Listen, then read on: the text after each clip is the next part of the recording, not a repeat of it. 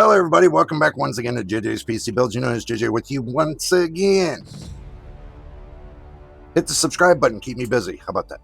We're going to jump right into it. So here we go again. Another floor shaking in the tower.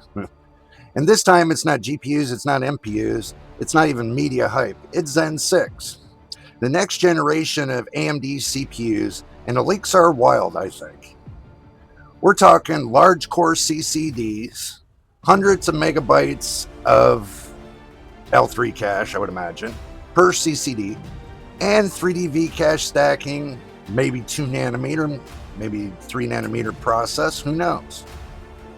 We don't know what, I don't know if it's going to be 2 or 3, so we're just going to guess at this point and speculate on the information we have. And integrated MPUs for AI acceleration, which we know it's probably not even going to be worth it. Sounds incredible, right? Except none of it's official, not yet. These are engineering samples, inside whispers, and speculative benchmarks. But the internet's already treating it like gospel again. And that's the collapse, the rumor floor. Because we've reached the point where leaks sound more believable than the press releases, the paper launches, or whatever. The tower leaning again, and everybody's climbing it. Let's break it down. Supposedly Zen 6 codename Morpheus will push 12 core per CCD, so it's probably an X processor. Meanwhile, you got a 24 core Ryzen 9 flagship. And the cache jumped from 32 megabytes to 48 megabytes per CCD. And with 3D V cache, we could see 96 megabytes per chiplet. That's monstrous. So we might see close to 200 megabytes per, the whole thing. But that doesn't mean they're going to combine the two. So it might be on, if they're doing 2 CCDs and they're doing 96 megs per CCD, that's only if you're using those cores, probably.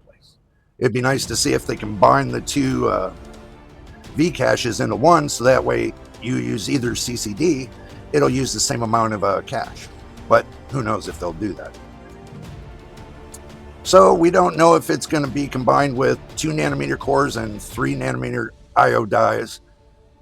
You might be looking at about maybe 10 to 15% IPC uplift gain and the same amount of power you'll be using. But here's the catch. These numbers come from engineering samples running below target clocks. They're not final. They're not confirmed. They're not even real yet. To them, they might be real, and still, the hype machine is still running full speed. Reviewers are already declaring victory. I'm not.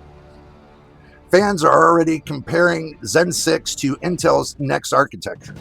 And AMD, they're silent because they don't have anything to say. The rumor floor is doing the marketing for them. That's the beauty and the madness of it. The tower keeps rebuilding itself with speculation. Every leak becomes a brick. Every benchmark becomes a pillar. Every rumor becomes a floor. And then when the real product drops, half the tower collapses because reality never matches expectations. That's the cycle. That's the collapse. And that's why this chapter matters. Because Zen 6 isn't just another CPU. It's another example how the industry lives off of anticipation.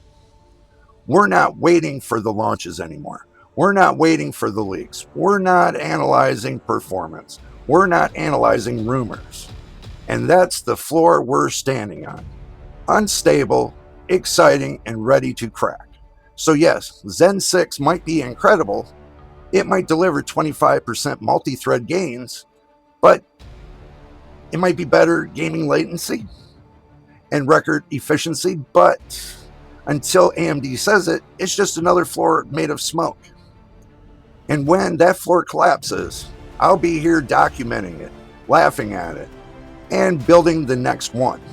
Because the tower never stops growing, it just keeps collapsing one rumor at a time.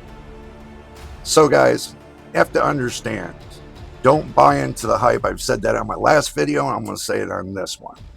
If you keep believing in the hype, it's going to be it's going to keep you driving you crazy. I learned a couple years back not to fall in the hype trap.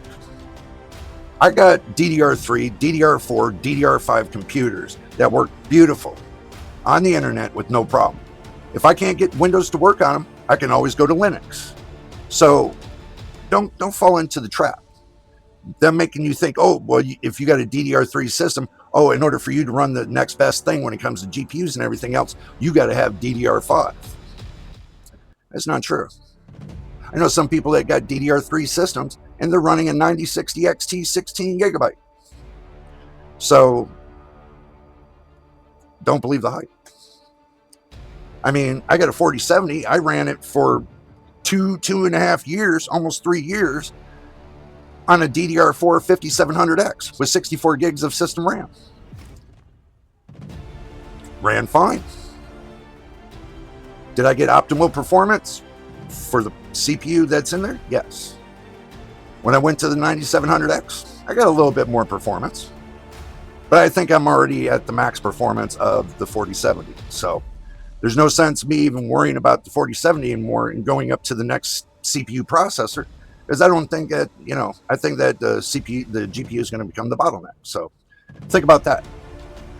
You can balance in between the two with your CPU and GPU, and you can push 4K performance and push everything onto the GPU and try to get your CPU to balance between 40 and 50% of usage, so you're not killing it. That's what I do with mine. I balance everything out. It works out just fine. So, but anyway, guys, that's all I got for you right now. I'm sure we'll have more of the tower videos as more as this drama BS goes on the tube. We're going to keep calling it out for what it is. So, if you made it to the end of the video, and we do appreciate you because you made it to the end of the video, hit the subscribe button. Keep me busy. Don't forget to hit the like button to keep YouTube busy. Until the next time, in the next video, you know what it is? We'll see you on the next one.